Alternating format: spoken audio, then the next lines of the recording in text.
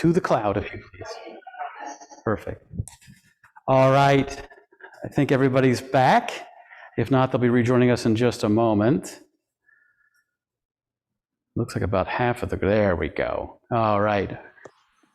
Well, again, welcome to Sunday Morning Zen. So pleased you could all join us. And I hope you had a great time checking in. We got our weekly joke from Jeremy. It was great. I'm sure you're all wondering what the punchline was, and you won't know because you didn't attend in person this week. And I'm joking. But anyway, it's wonderful that you're all here.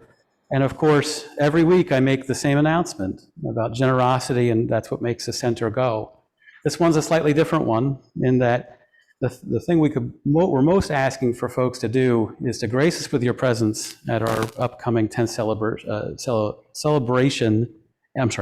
anniversary celebration event. So please go online and get your tickets while you're thinking about it. It's very easy to find them at zlmc.org. Just click on the 10th year anniversary banner right on the top of the page and help us come celebrate these 10 years. It's been wonderful. And we selfishly would also love to see all of you at those events as well, because they're always a good time.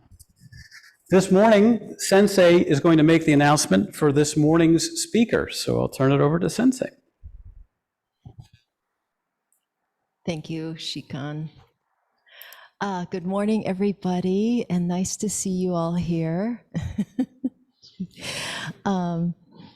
So I met our speaker, Ehringhaus, 25 years ago in the most horrible place imaginable to me at that time, and that was the Auschwitz, the very first Auschwitz bearing witness retreat, where Bernie Glassman and the Zen peacemakers converged there. Must have been at least 150 people.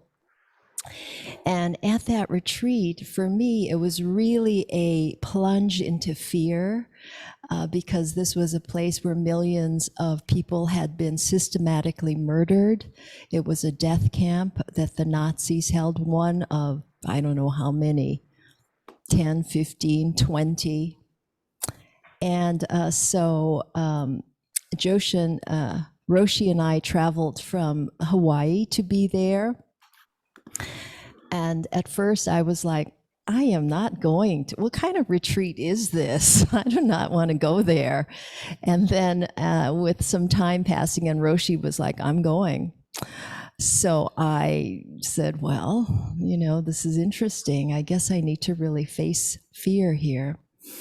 And then it was, I don't know how Anne and I just kind of drifted together, but we did. And she was then a Reiki master, and I was also doing Reiki. So we exchanged Reiki, much needed Reiki, in I think what used to be the old hospital there at Auschwitz. It was right on the camp there. Work makes you strong. That's the entrance, you know, the gate, and that's the saying on it in German, work makes you strong. And so we kept in touch all that time through the years.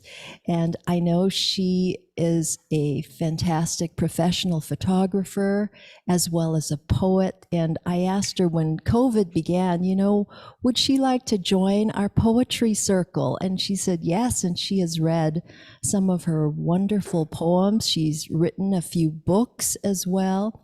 And I never got to visit, and I hope to. She ran a bed and breakfast on Ocracoke Island in North Carolina for 33 years, and I see she's fed 18,000 people. That's amazing. So it's with great pleasure that I introduce my friend Anne Ehringhaus to give the talk this morning. Thank you so much. And good morning to everybody.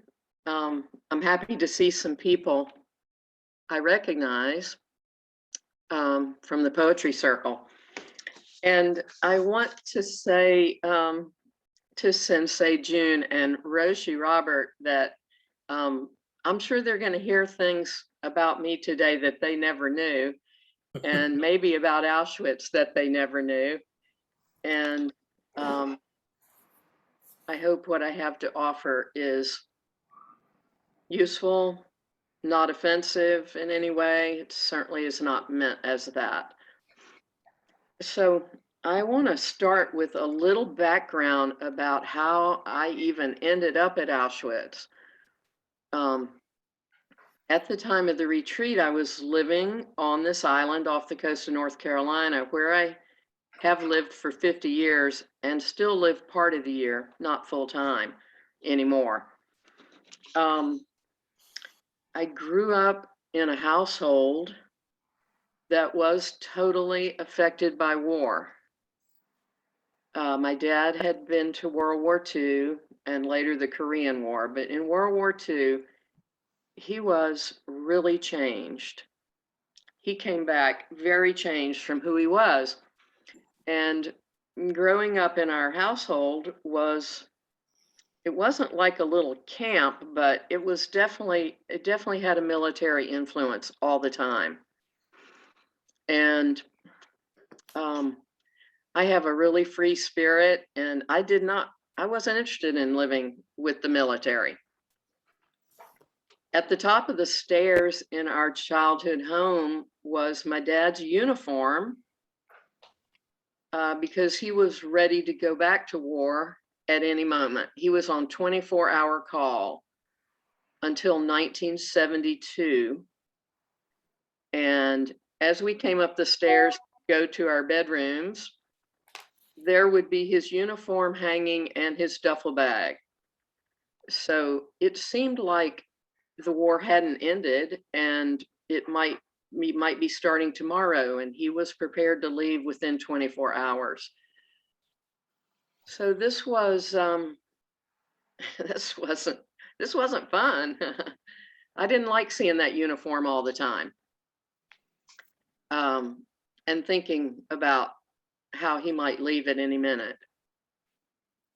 When I was about 7 years old, whenever my parents would leave to go out to a dinner party or a dance, or sometimes a dinner dance, which was something they really liked to do, they would hire a nurse from the nearby hospital, a middle-aged nurse, to come and take care of us, to babysit. And I would always convince that nurse, as a 7-year-old, that somebody was after us and we needed to get into the bathroom and stay there. So my parents would be gone for 4 to 5 hours. And the 3 children in our family at that time, I was the oldest at 7.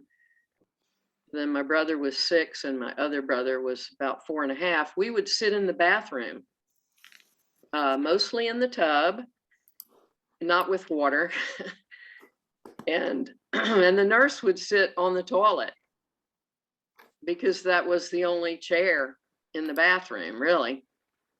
And we would play cards and we would sit in the bathtub, and occasionally one of my brothers would be like a spy and go down to the kitchen and get some food and bring it back to us.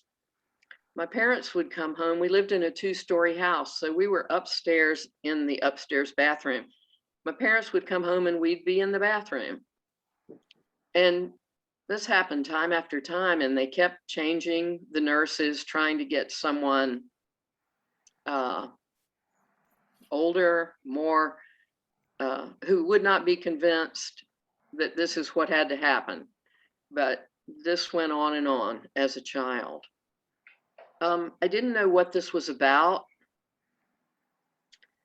In fact, it was later that I learned that it happened all the time. When I went to photography school in Boston in the 70s, I made a picture outside Boston on an island in the Boston Harbor.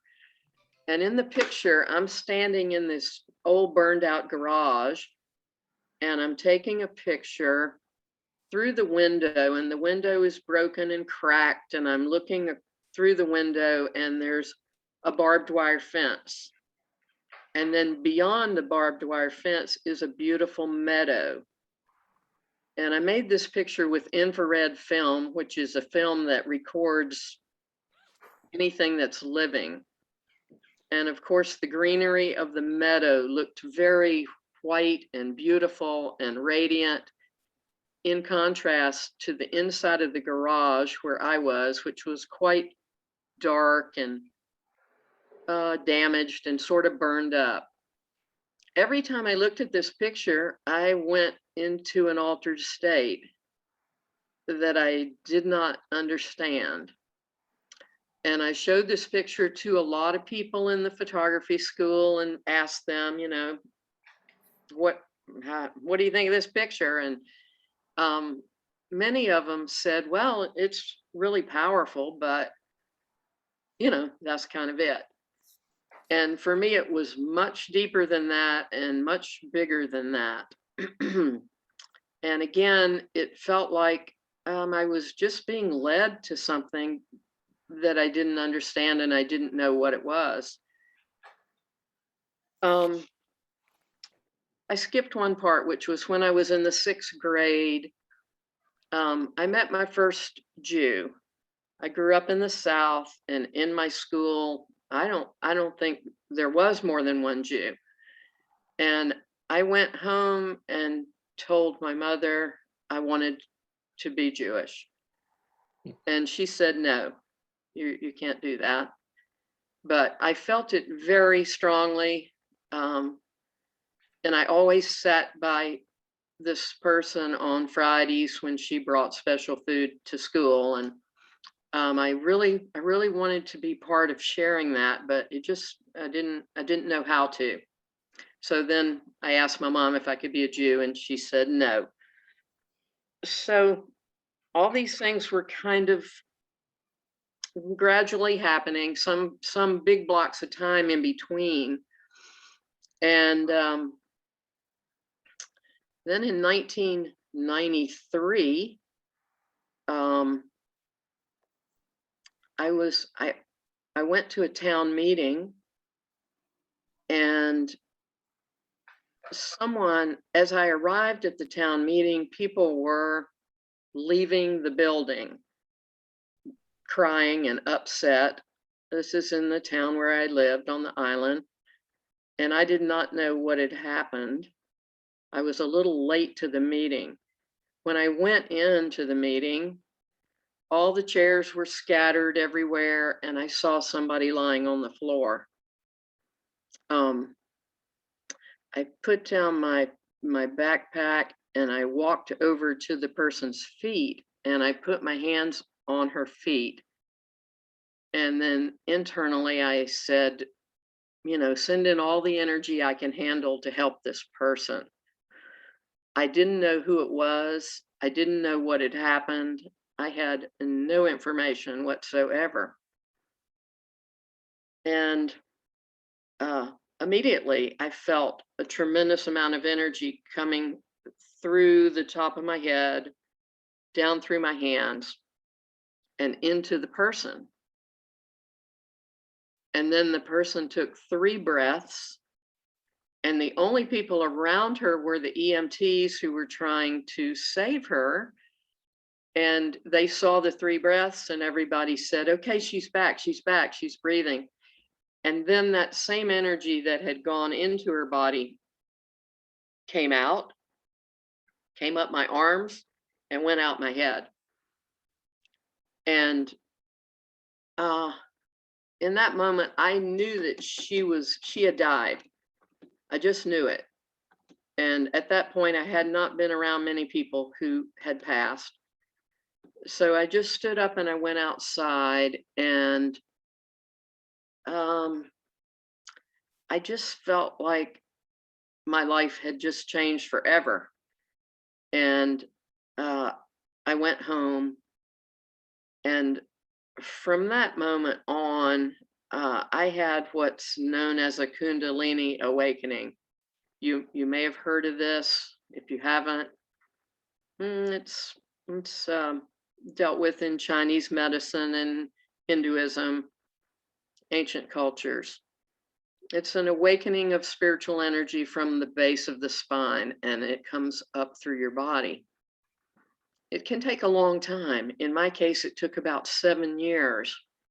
And during those 7 years, I just had one memory after another of having lived in the Holocaust.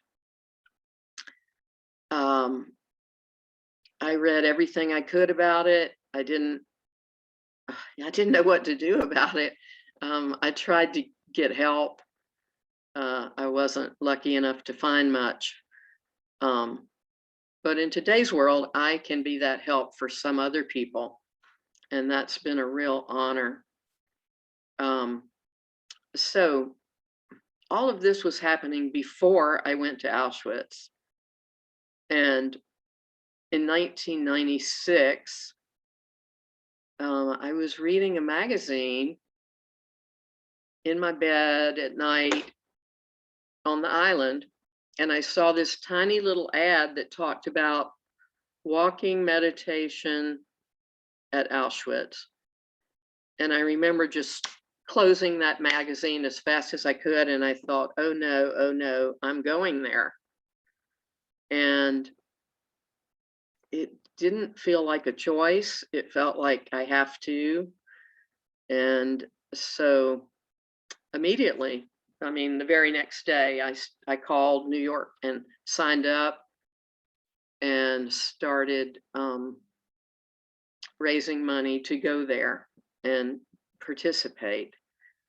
I didn't know anybody. I had only begun to meditate through Reiki. And as I learned Reiki and put my hands on myself, I discovered how much I loved silence, and especially group silence. I just found it so powerful. So I was very determined that I was going there. So whoever has got the slides, maybe you could pop up the first slide. Or not, it's not a slide anymore, it's a digital file. Which slide is the first slide? War lives in our cells. Got it. Thanks. That's it. So I want to show you a few images that came together as we had maybe about 3 years after going to Auschwitz. For a long time, I wasn't able to even begin to translate my experience into art. But then it happened, and I had a show at a university in North Carolina, and then that show has moved to some other locations also. And let me just describe what the process is. Each one of the blocks with an image or with words was a color slide. And I bought some postcards, and each postcard had a letter on it, so I could make the words that I wanted and photograph them as color slides. Then the color slides went into a little machine that transferred the image to Polaroid materials that have a positive and a negative. So we're used to seeing a positive Polaroid, but some Polaroid films have a negative also. So I would project the color slide onto the Polaroid materials and then separate the positive and the negative before the image had fully transferred, and put the dyes face down on a piece of watercolor paper. And then the image was transferred in that way. Then after the watercolor paper dried, I could cut it up, I could color on it, I could put it together any way I wanted, and you'll see some different ways that I did that. I mean, this is called Polaroid Transfers. I learned about it in photography school, but I had never done any work with it. But there were just so many images to deal with after going to Auschwitz. I needed to at least allude to them if I didn't use actual imagery from Auschwitz, which I did in some of these. On the top row, the third one over, that's a picture from a science textbook of cells. And same for the bottom left. Second down on the right was from a Civil War reenactment. And below that was some statuary in Germany. So the images came from many, many different places, and the background was painted by me on masonite. And then I attached the imagery to the masonite and then coated it with a protective poly type material. At this point, I knew that the memories that I was feeling about World War II were coming out of my cells. I mean, I wasn't making them up. I was reliving them.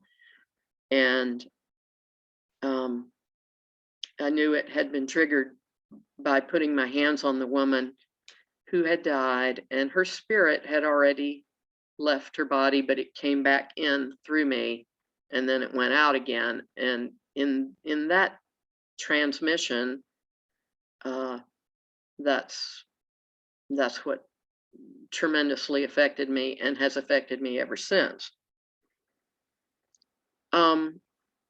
In preparation to go to Auschwitz, I read a lot, and I started listening to tapes by this, I think he was from Chicago actually,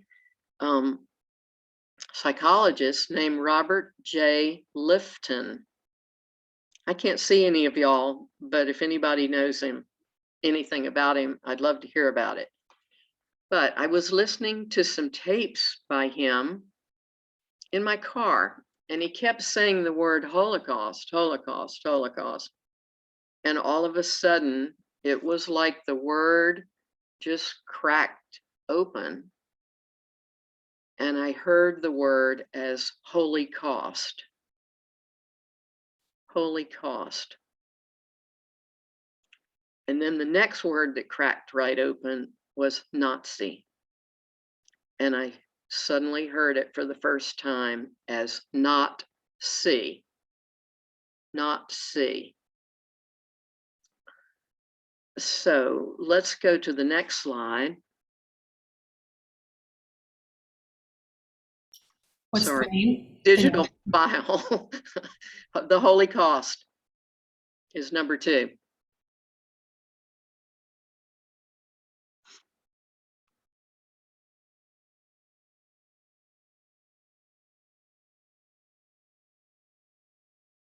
Do you see it? Yeah, I see it. Thank you.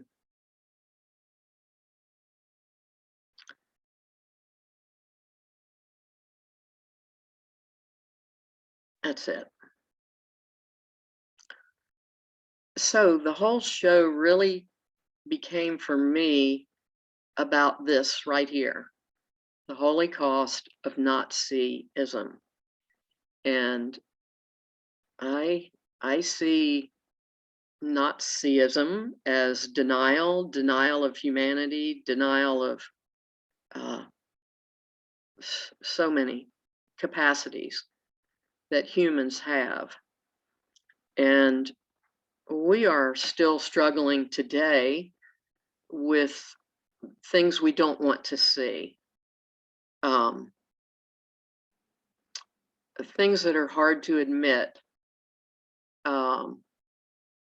And what cost do we pay for that? And I feel like the cost we pay is a holy cost, because we lose parts of ourselves.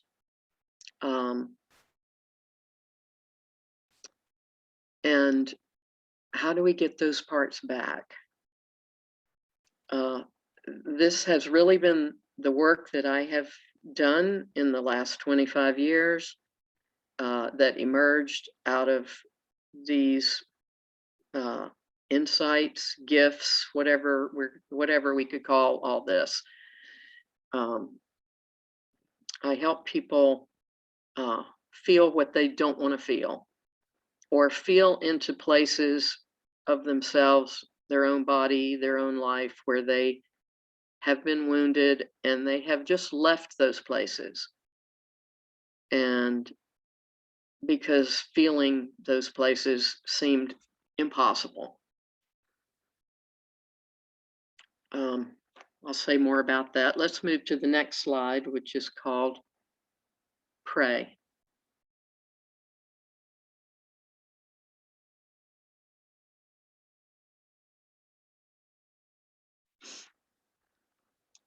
Pray, dear. So this was the next word that cracked open for me, which was P-R-E-Y. And how could that possibly be the same as the word P-R-A-Y? So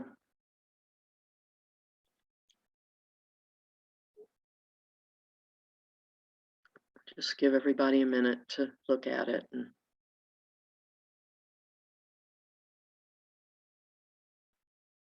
again, all of these individual slides were made by me and then transferred onto watercolor paper and assembled into the collage. And some of them I just flipped the slide the other direction, like the two deer. I photographed that at a deer crossing, and then I just flipped it the other way because I wanted to have the deer jumping towards the target. I had a series of dolls that was in my grandparents' house when they had a house fire, and I salvaged all the dolls, and I used some of them in this body work because they were very damaged and they were, they had been destroyed. So on the second row, that's a baby doll face. Okay, let's go to the next slide, which is called Poison Belief.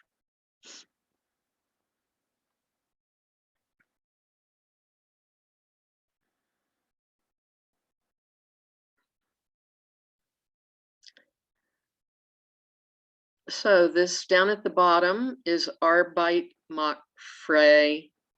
I don't know how to pronounce it, but it means work makes you free. And this is the gate, the famous gate at Auschwitz. Work makes you free. And, sometimes I like to reflect on what country has taken that idea all the way to the ground. And it's got to be the USA.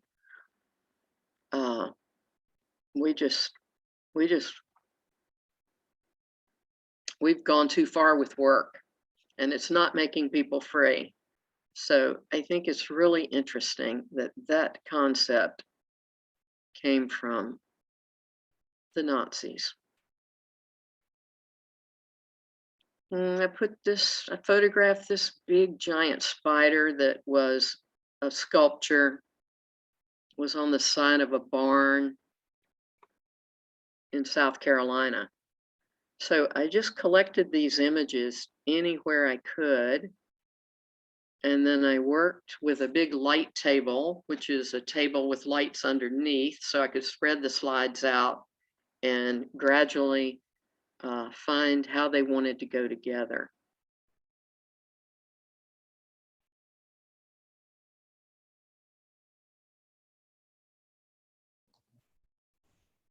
Anne, can we ask you a question? Yes, please. I wish I could see somebody besides me. Mark. This is Mark. Hey, Mark. Hi. Could you say something about the spiders?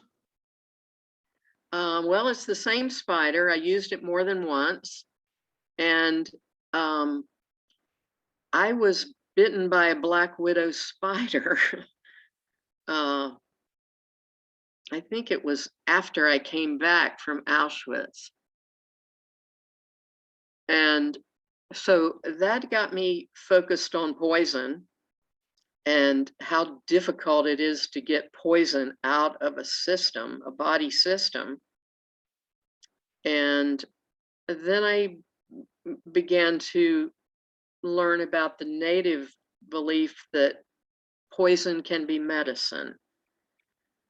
So all of that is kind of in it for me, Mark. And that spider, it's the same spider more than once. I just, I had a close up of it and then I had another shot. So I'm just trying to get that sense of how they move around. And Thank you. Thank you. Yeah. Also, of course, poison is very much a part of Eastern medicine. Yes. Do you want to say more about that? No. Okay. This is your talk. Okay. All right. Let's go to the next slide, which is called All Eyes.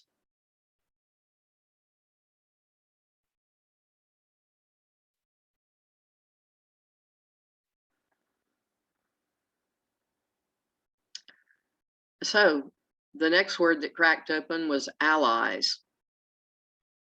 And I saw it as all eyes versus Nazi.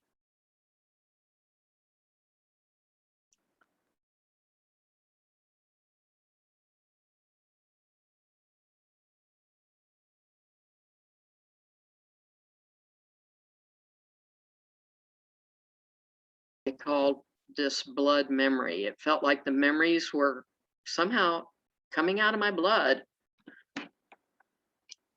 Can you hear me? Yeah. Okay, so about the middle, right, the next picture after help is taken at Auschwitz. It's some of the barracks. And there's this incredible order at Auschwitz. It's very neat. The buildings are red brick. It's very organized.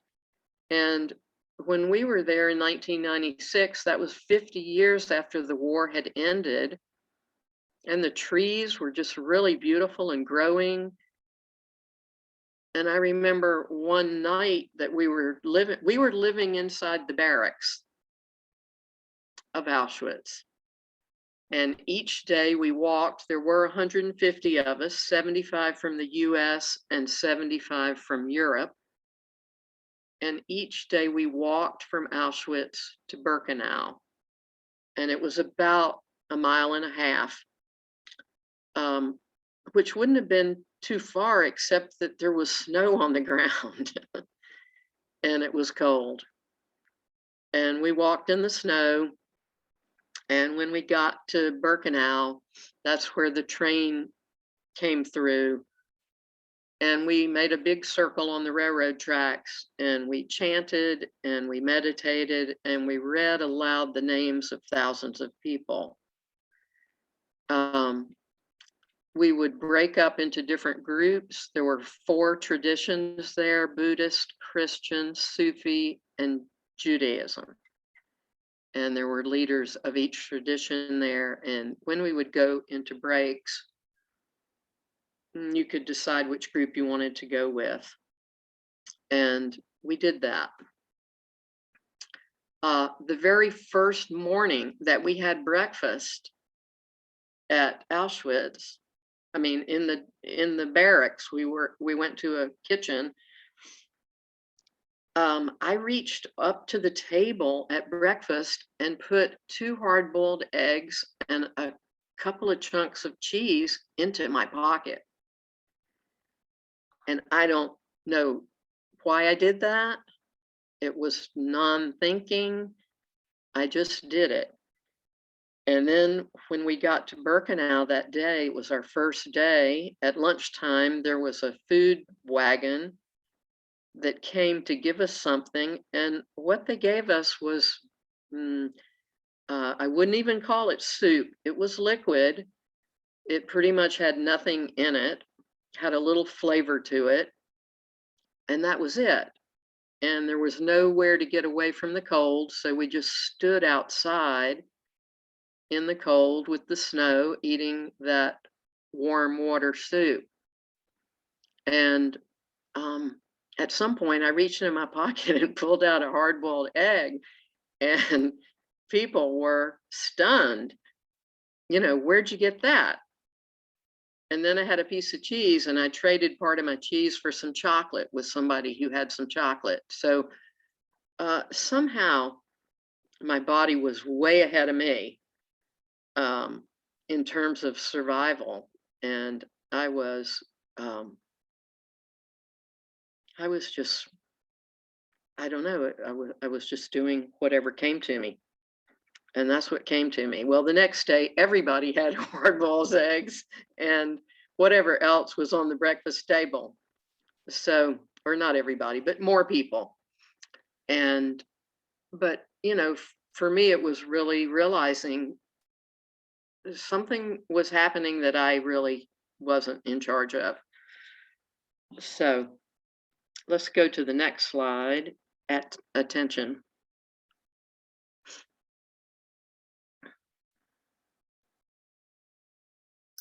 We don't have this slide, attention. How Yeah. about attention? No, No? we only Okay. have 5 slides. Oh, okay. So we've gone through the 5 you have. That's correct. Okay, great. Thank you for telling me. Sure. Another word that cracked open for me was attention, which is such a military word.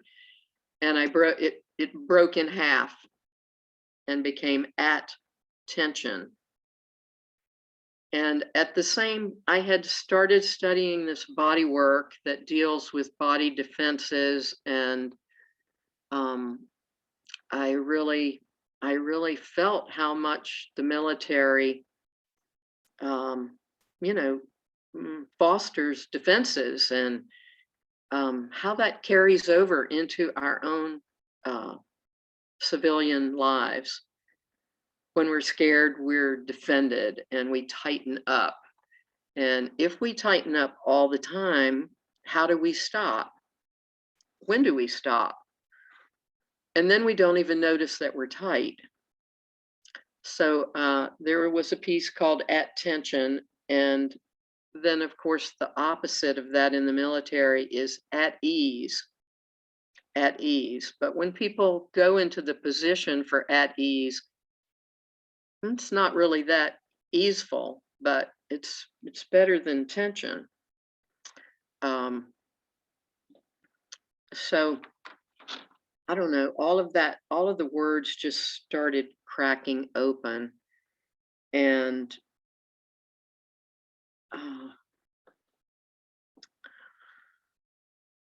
let me just take a breath.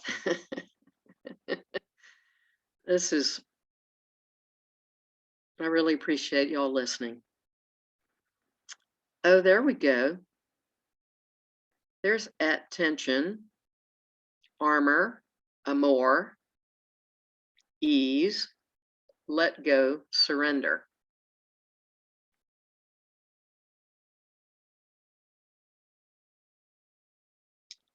Okay, and have you found any other slides? There's one called grief.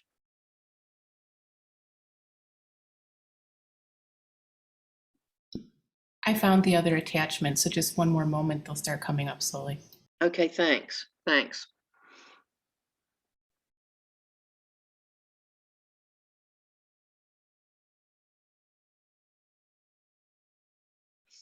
Any other questions at this point?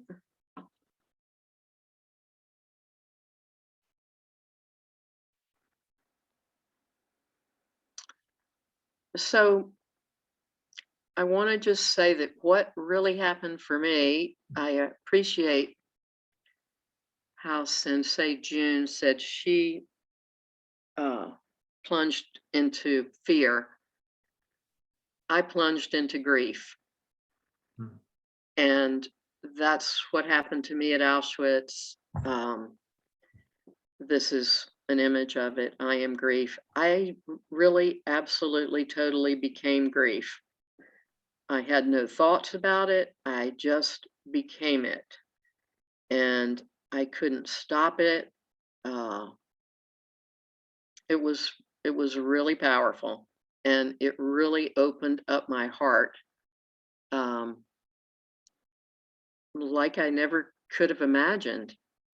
And then I began looking for people who could help me get more balanced because my heart had opened up so much.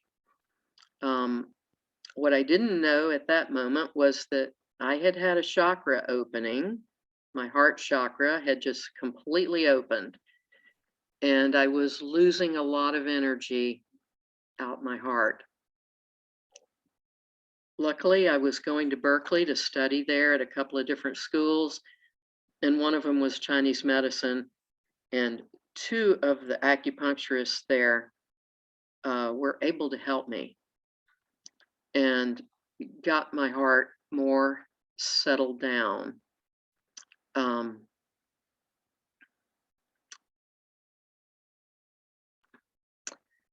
So when I first came back from Auschwitz, I went to my parents' house and I told my mom, I wasn't all that close with my parents, so it was an unusual choice, but I knew I needed somebody to take care of me. And I told my mom, I don't really want to talk to anybody. I don't want to talk on the phone. Just tell anybody who calls for me that I'm unavailable. And if you will just put some food outside my door, my bedroom door, then I'll eat it. So I stayed there for a couple of weeks, and something began to happen between my dad and me because he saw how totally affected I was by going to this part of World War II. And that's where he had lost a big part of himself. So, you know, back in that time, this is 1996 and 97, this was happening in 97, people weren't really talking about intergenerational healing yet, which they definitely are now. And that is definitely what was happening. I was not only opening up to my own life,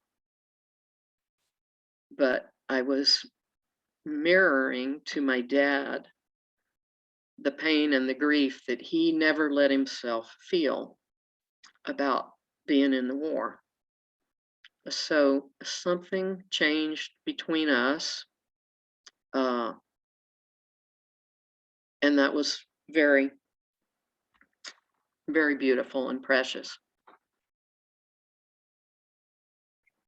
Can we get the next slide, Kathy?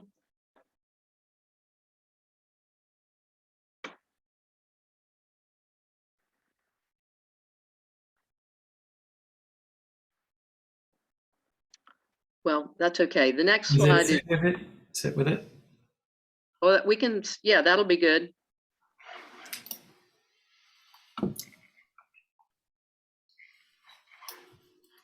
So this was what I was doing. I was sitting with what had happened. That's nice.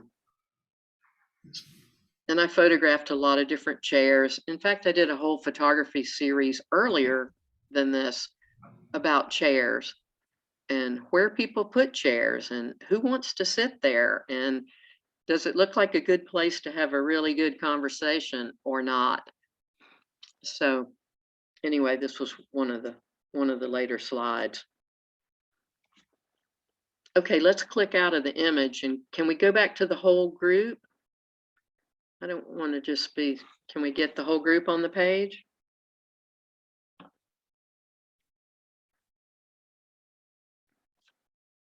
So to get the whole group, you have to click on the upper right-hand side of your screen where it says View, and then select Grid. Okay. Gallery. Great. Thank you. So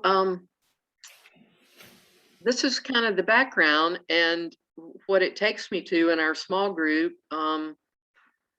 Roshi Robert was talking about how they started a garden and that became a life-giving experience for people after they went to Auschwitz. What happened for me was this commitment to helping people recover and experience their own feelings. And I've been very dedicated to that for 25 years and practice a type of body work that I have kind of combined. Part of it is called Rosen method, which deals with the emotional self, and Reiki and Chinese medicine.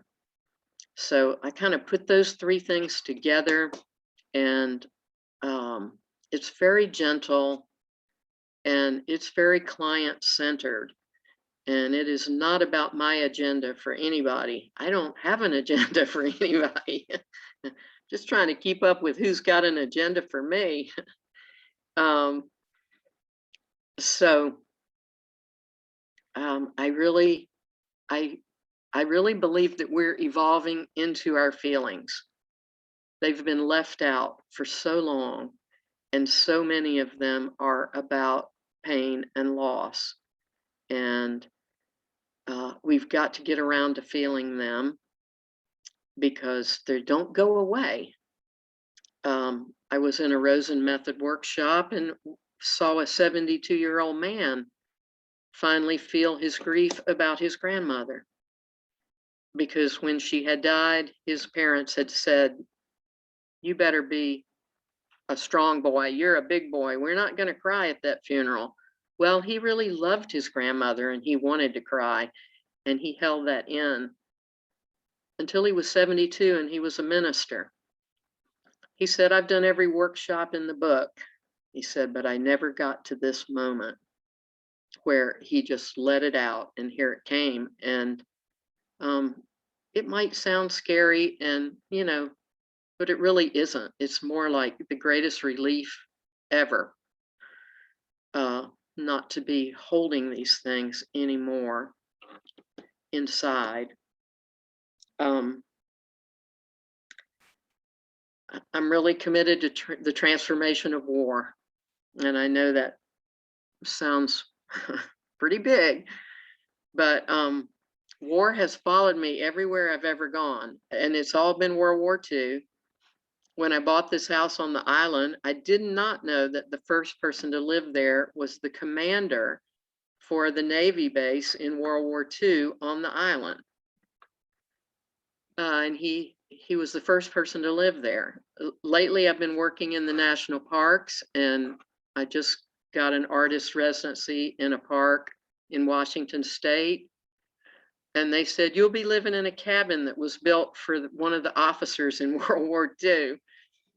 I said, of course I will." Yeah. It just seems to be everywhere.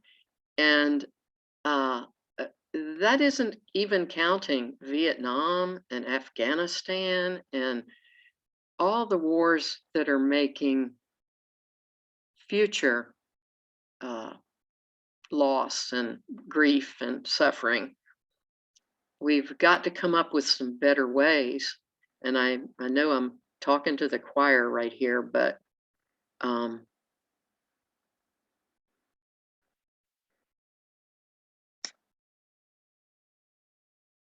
one other thing I want to tell you. When we're at Auschwitz, every night we would meet in the auditorium, and people would share why they had come.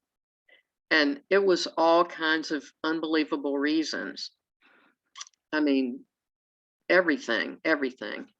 One man there, his father had been an SS officer.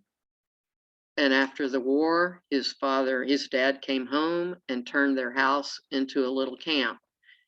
And this man was, just so broken down, so hurting in his whole body. And yet here he was at Auschwitz, telling about his childhood and knowing that his dad was so hurt and because of that hurt, had hurt him. Another woman was Jewish, and as she was growing up in her church, she always wanted to be one of the people that got to hold the Torah or help them open the case that opened the Torah, but it was only open to boys. And when we were at Auschwitz, we were having a ceremony at the wall where so many people had been shot. And the rabbi that was leading the service saw her. We were standing next to each other on the front row, and he said, "Why don't you come help me get the Torah?" And he called her up, and she went up there, and she got to stand there and hold the Torah in front of everybody. And it was so beautiful. And he didn't know her, and he didn't know why she was there. Somehow it just happened like it was supposed to. So, you know, all kinds of healings were happening all the time.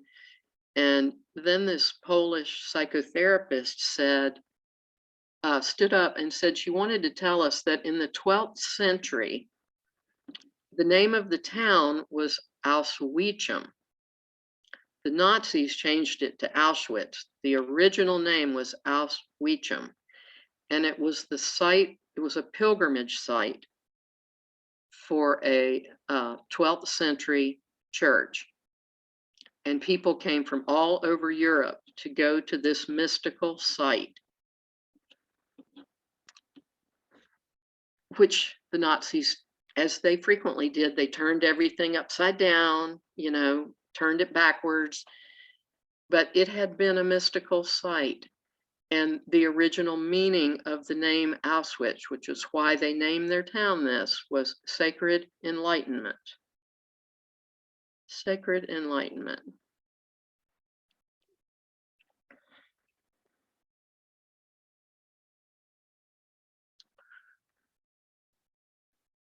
So let's just have a moment of silence unless anybody has a question.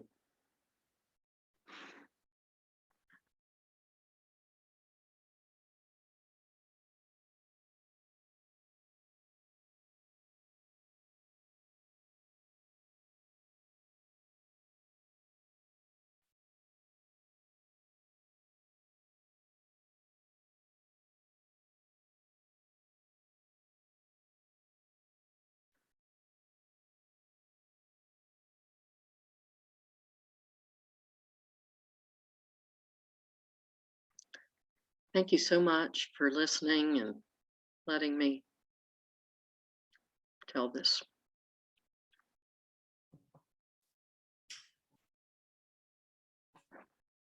Thank you, Anne. Yeah. Thank you, Anne. Mm, Thank you, Anne. That was so moving. Thank you, Anne. Thank you. Thank you for sharing your own transition and transformation. That's wonderful. Did your father have a chance to see your art? no, Oh, I'm sorry. he did not. How It's sad. okay. Yeah, well, he might not have liked it all that much. Or it might have resonated powerfully. Who knows? It might have. Could you describe the physical size of your pieces? Because you were working at a light table with little bitty slides, 2 by 2, right? Right. But then I was transferring them and they became about 4 by 5 inches. So the overall size of the piece was maybe 24 by 20 or 24 by 36, something like that. But the other thing I did not want glass. I did not want there to be any separation between the viewer and the imagery. And prior to that, I had always shown my work with glass. I mean, classic, you know, fine art photography, but this just couldn't have it. And so I had to find a whole new way to make the imagery on the masonite. Yeah, thank you. I have a question. Okay. First of all, thank you so much for your talk. It was wonderful. I'm trying to think of how to phrase this because I'm trying to kind of wrap my head around everything. It's a lot to take in. But how you're pointing out how you kept discovering different words in words that we already know pretty well, and how things got kind of twisted, and how the Nazis took these sacred places and twisted them and switched the names. And I'm not sure if this is exactly true, if anybody can confirm this, but the swastika, I think, was originally a Buddhist symbol. Am I correct in saying that? Yes, that's right. Okay, so do you think, Native. what's And that? native people also. And Native people as well. Mhm. Do you think like it's almost a human embodiment of what happens? Because I personally feel like emotions like hatred or fear actually stem from things like grief and shame, and they get projected into negative ways. Do you think that's kind of like a human, like, macro embodiment of how your emotions could be projected into very volatile things if not addressed? I'm going to say no, because I don't believe that, I don't think of emotions as positive or negative. I see them as teachers. And fear can be an amazing teacher. Grief has been an amazing teacher for me. If anybody made a list, I'm sure grief would be on the list of the negative. And it has completely opened me up. So I just don't think in terms of positive or negative. Oh, that's interesting. But like, what if you don't address the grief? Like, because I agree, I think grief can be a gift, but I feel like it's so painful that people kind of shove it down, and then it comes out in negative ways. Well, I mean, that would be yes, totally. And sometimes it totally shapes people's lives. If you look at the people's bodies, they're folding over to protect their heart, or, it becomes a shaping force until it becomes so painful. And then they usually begin to find some kind of help. And that's the beginning of the opening up and letting grief be the teacher rather than the closer, And a lot of childhood emotion is like that. It was too big and too painful, and so we just locked it away somewhere. But it has to come out if we're going to grow up, and if we're going to let love, and if we're going to let love come through, we've got to let some of the other stuff out. So there's some room for some love. Thank you. That's how I see it. Thank you. Yeah, I have a question. I'm thinking of a program on NBC a few nights ago on the Civil War. It was very well done. And talking about emotions during the Reconstruction and what the predominantly Southern community went through. And Predominantly Southern what? sorry? What the predominantly Southern what was the People, name? the People. survivors, they had lost 1/5 of the adult men in that area of the country.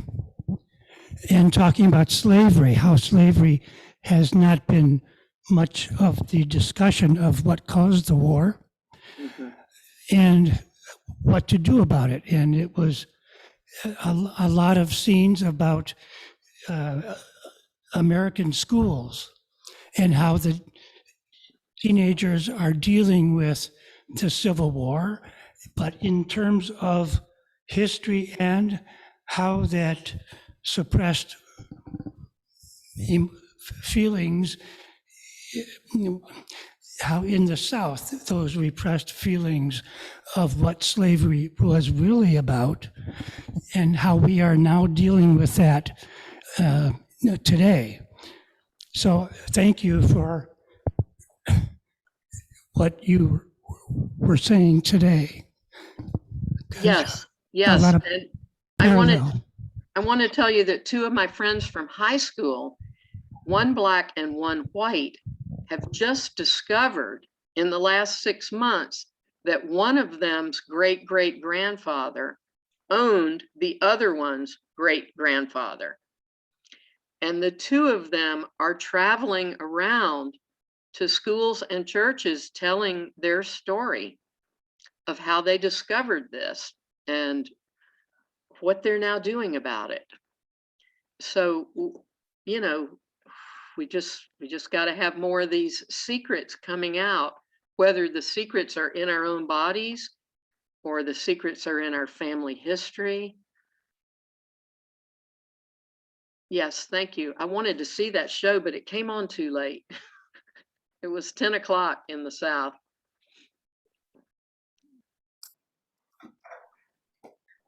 Anybody else want to say something? Wondered if you would be willing to speak a little bit about how you experienced courage during this time, during your personal journey, what form that might have taken for you.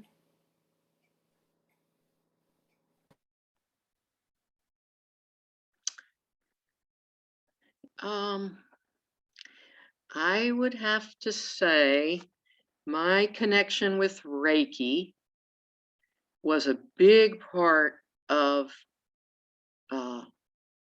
my courage, and also my, I don't know how to say it, my faith that I was right where I was supposed to be, even when it wasn't, you know, even when it was so hard. So that was kind of it. But it's really important. I really needed to give this talk today. I'm thanking y'all so much for letting me, because tomorrow I'm going to have heart surgery. Tomorrow. And what happened at Auschwitz was my heart opened so much, and it was spiritual and energetic. And tomorrow what's going to happen is physical. My doctor is going to take a look at my heart. So I don't know, somehow I just was writing in my journal about how much, and when June asked me to do this, I didn't know I was going to be having surgery tomorrow. I had no idea. So I bow totally to a much greater timetable all the time than mine. Mine is minuscule compared to something else that's happening. Well, all of our love and prayers go for your complete health and wellness. Thank you so much, Anne, for today. Thank you. Really appreciated your sharing. And you may have needed to give this talk, and we needed to hear it too. Thank you, Robert. Thank And you. I'll hold you in my prayers. Thank you so much for today. It was wonderful. Thank you all so much. I'm sending you distant Reiki. Truly. Oh, good. Thank you. Thank you, everybody. May all our hearts grow big and wide. Thank you, Anne. Bye, everyone. I've had 2 open heart surgeries. You will do great. Oh, good. Great. Oh, good. Thank you. I'm thinking of you, Anne. Bye. Take care. Bye.